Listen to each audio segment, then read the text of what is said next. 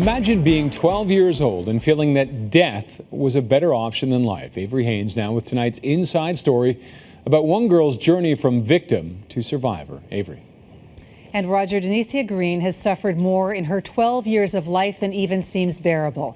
First, there was the accident as a toddler that scarred her on the outside, and then the bullying that for a time destroyed her on the inside. Tonight's inside story, the 7 days that changed Denicia.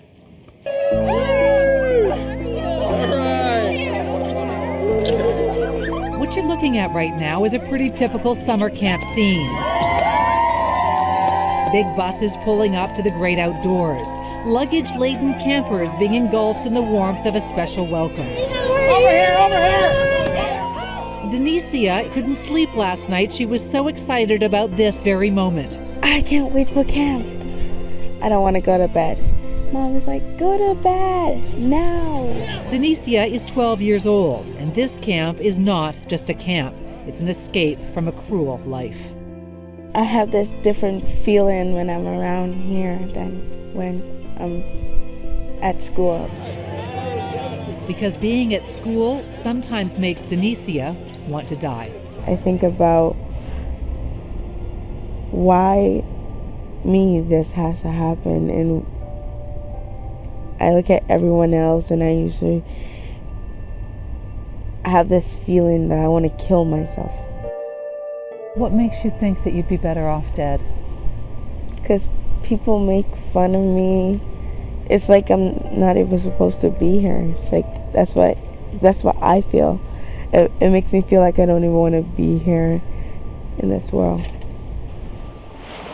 Denicia's story begins in Jamaica when she was a toddler. The details are vague. A pot of boiling soup left unattended, a curious little girl. My grandma told me that I was crawling on the floor and then I accidentally spilled it on me. Denicia received almost no treatment for the burns that devoured her ears, her scalp, and her arms. 3 years ago, she moved to Toronto and has undergone major surgeries at Sick Kids Hospital. She had about 7 surgeries and still more to go. What surgeries has she had? Both ears.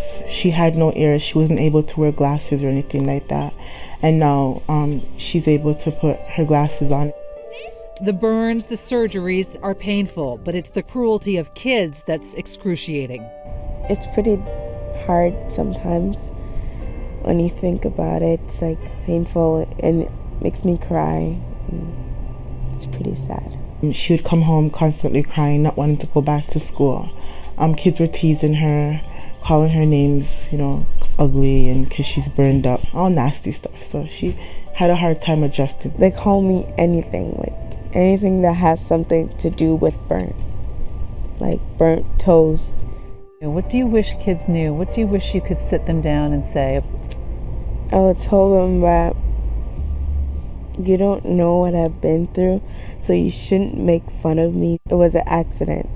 I wasn't born like this. Do last but not least, have fun. Exactly. Denicia is about to enter grade 8, and she had never before met another child with burns until Camp Bucko. Haircut. And all you need to know about this camp is summed up in a smile.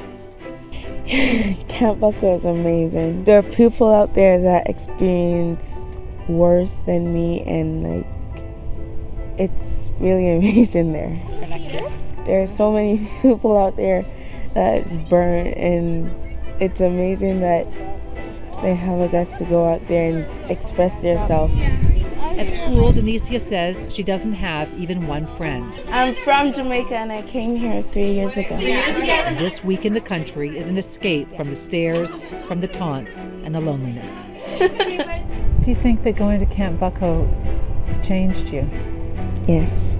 All those people that I know will bother me again, I just don't pay attention to them no more.